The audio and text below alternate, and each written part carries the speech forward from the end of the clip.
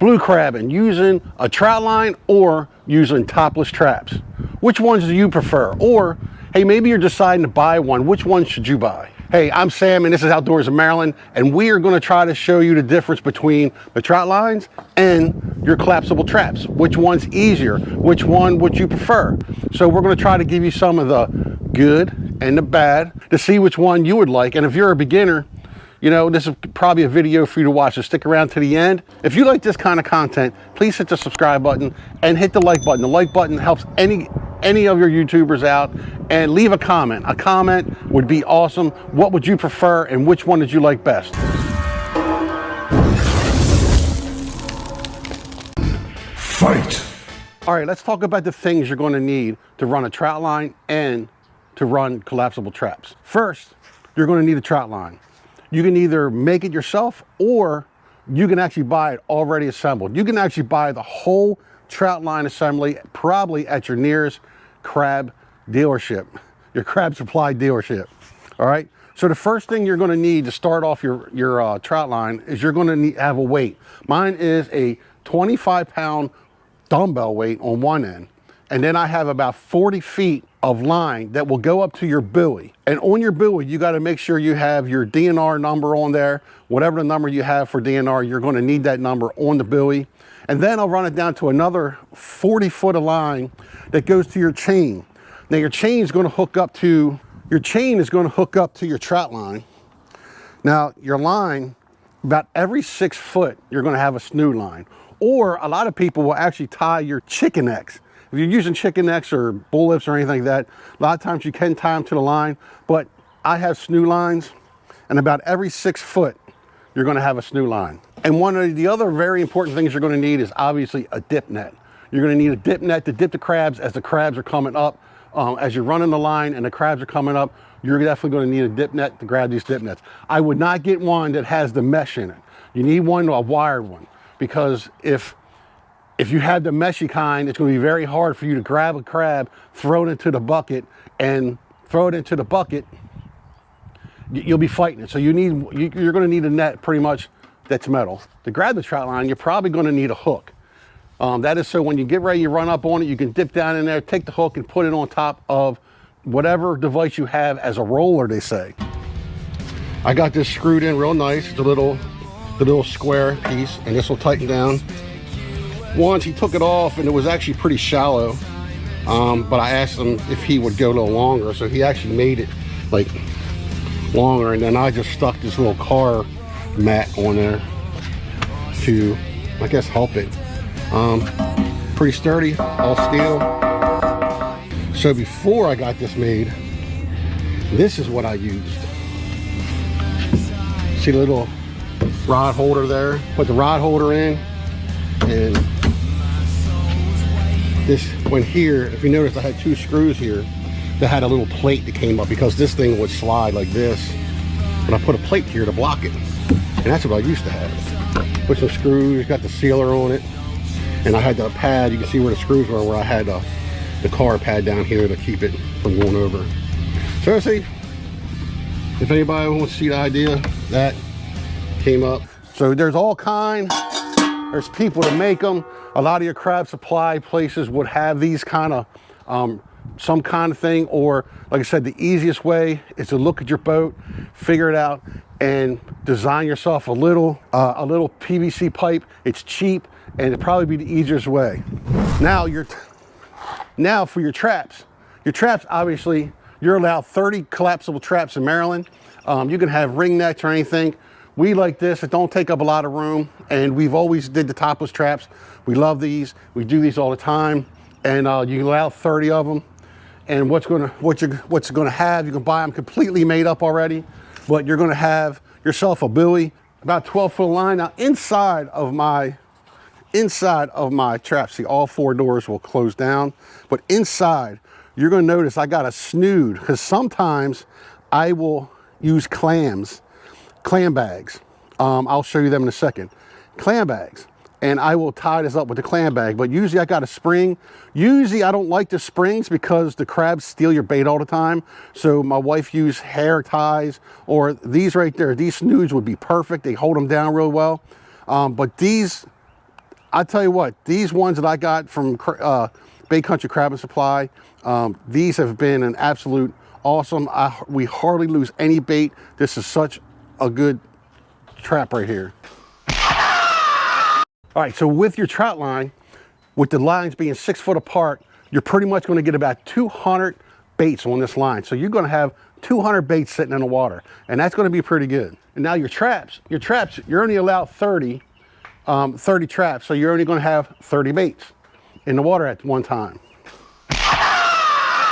Now, once you set the line, all right, once you set this line, you're pretty much not going to be able to, you know, if a crab would steal a bait out of one of your new lines, you're pretty much not going to replace it. Once you lose them, we lose them, and then we just keep going. Traps here, if we pull one of these up and one of the bait's missing, it takes just a second. It takes about 10 seconds to 15 seconds to actually rebait this line, rebait it, and throw the trap in the water. My wife is definitely a professional. So one of the things that you're going to have to do is that you're going to have to bait the line before you go crabbing. So a lot of times the night before, we bait the line up, which will take anywhere between a half an hour to an hour, depending on your experience. And we usually put it on ice inside of the cooler here. Or you can do it first thing in the morning. Now your traps, we take the traps and we actually bait these as we're laying the line out. So every time we're setting the line, she'll grab a trap, she'll put a chicken neck in it, and then she'll set it. And then, so we got a routine where it's pretty fast, pretty easy. So when you're setting the trout line, you're going to set the trout line by throwing the weight over, and then it's going to just start running out to where you get to the buoy, you get to the chain, and then what you're going to have to do, whether you're driving the boat or you have your partner or my lovely wife over here, she's driving the boat, what you try to do is pick yourself out a spot ahead of you, way ahead of you, and then you want her to drive in a straight line. Now you got to watch your depth, because a lot of times at the beginning of the year and at the end of the year, the season, you're going to want to go deeper. Now with a trout line, we can go probably anywhere between 20 to 30 foot deep. So setting a waypoint and going straight in the depth that you want to set. Now the traps are the same way. You set a waypoint, but you can go and set it up. The good thing with that is that you can actually set these in different depths. So you can follow the line, and you can actually, you can put these where you want them. It's a lot simpler, and you can try all different kind of depths. We're pretty much limited to anywhere between 12, probably the max of about 12 foot. And that's really maxing it out. So we don't like to go into 12 foot too often. We like to stay into anywhere between as high as maybe 11 foot. And that's pretty much where we'll stop with the crab traps.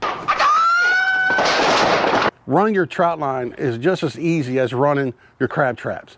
Your trout line, once you get it set, you're going to take your hook and you're going to put it on top of whatever it is you have to lift the line up out of the water, and you're going to run it. And at the end, you take it off and you're going to run a real big giant circle. That's pretty much it. Once you get it out, you get going, you start rolling.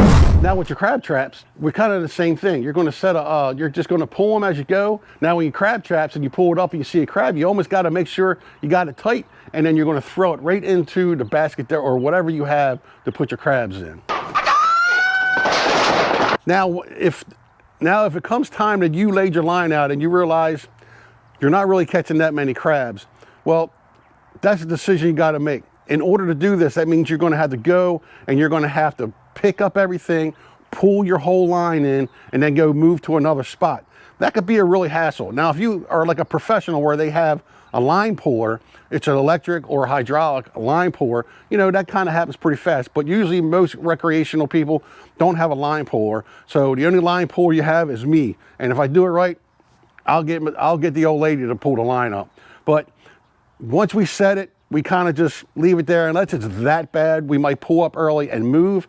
If it's early in the morning, we might pick up and move. It's just, it'll take a while to do it, but that could be kind of, once you set it, you're kind of there unless you really want to move it. Now, if you go to a spot and you realize, we did this last year, we went to a spot that we normally don't go to, and we laid out all 30 traps, and we went in there after 3 runs, we only had 3 crabs. So we caught 1 crab per run.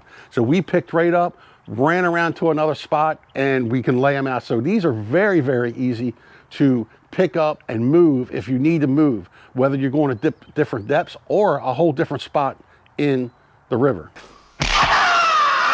Now, one of the big issues with me and my lovely companion is that we make a decision. If we're going to go crabbing and we're deciding to take the trout line, we always look at the wind. If it's going to be windy out, we do not touch the trout line. We only take our traps with us. Windy conditions can be rough, but I can give you one thing. If you are going to go out and it's windy, the best advice I can give you is try to make sure that you have the wind to your back. So that way, when you're running the line, you have the wind to your back. If the wind's to your side and you get to a day where it's 10, 15, maybe even more, winds are pretty high, well, that can really cause you just a big freaking headache, at least for me. And so I think these are definitely better when it comes to windy conditions. Now, the good thing about a trout line, if you put the trout line where there's a good amount of crabs out there, it will not take you long to fill up a bushel of crabs. We've caught 48 keepers in two runs, almost 50 crabs in 2 runs. That's been pretty good. I know one of the very best times we've had, within an hour and a half, I think we almost had a bushel and a half of crabs, almost 2 bushels of crabs, very fast. Now with your crab traps, you can catch just as many with these and very fast with these. If you're on them, you're on them. But this might take you a little bit longer. But if you're out having a good day and it's really nice out, I mean, who wants to really rush to get back anyway? So I know we would want to rush to get back to eat crabs. She's like, yeah, I want to rush to get back and eat crabs. But these might take you a little bit longer, but you definitely can catch as many crabs. The trout line might be a little bit more faster, but your crab traps will catch just as many. All right, you're done for the day, and now you have to pick it up. So it's just like, so it takes you a little bit longer to pick up the line, because you got to pick all your weights up, all your buoy, and you got to pull the line in by hand. If you got a really good driver,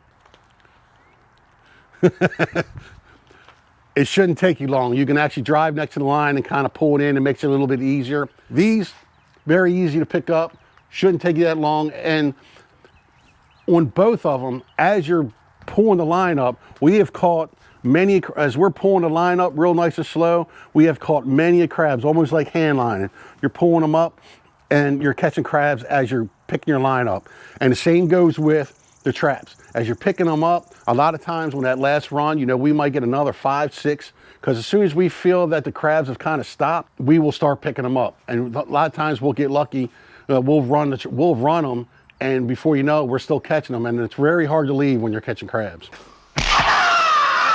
Now, when it comes to unbaiting the trout line, you pretty much got to wait till you get home. After you get home, you're going to have to unbait. Sometimes I'll wait till the next morning, get up real early, and I'll unbait. These we unbait as we're picking them up. So she'll pick them up, if there's a crab in it, puts it in the basket, and then she'll take the bait out and she'll stack them up.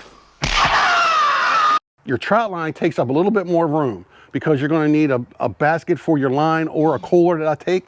You're going to need the basket that's going to hold your weights and your chains. Then you're going to have your dip net. You're going to have your thing. But once you kind of get set up, it kind of opens the boat up. Here, these 2 stacks, you can see, if you got I guess with any size boat, these really don't take up that much space.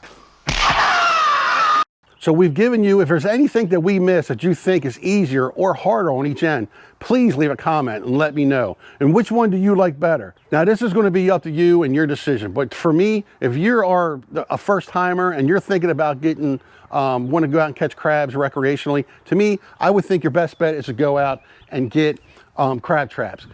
And if you just want to go for it, I say get a trout line. And once you get it down, man, it's just like anything else. But the good thing in Maryland is that you are allowed to take a 1,200-foot trout line, and you're allowed to take your 30 traps at the same time. So if you really want to catch crabs one day, you can take your trout line and your traps together to catch as many crabs as you can, so you can come home and have the whole family and you have an awesome crab feast. If you go to this video right here, we'll show you an awesome day of catching a bushel of crabs.